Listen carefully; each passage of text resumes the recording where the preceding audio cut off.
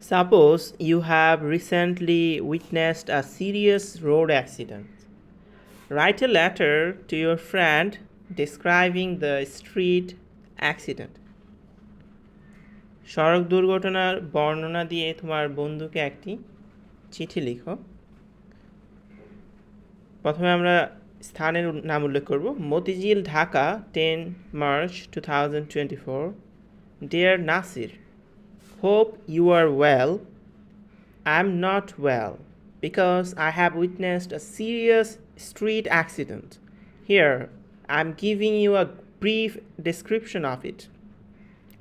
Yesterday, I was going to Shodorgat.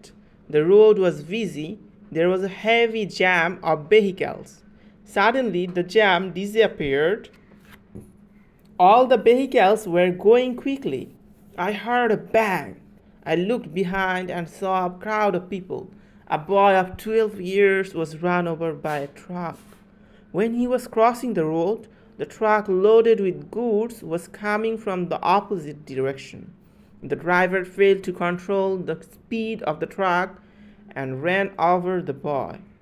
The boy died on the spot. No more today. Be careful while crossing road. Yours ever, Monir.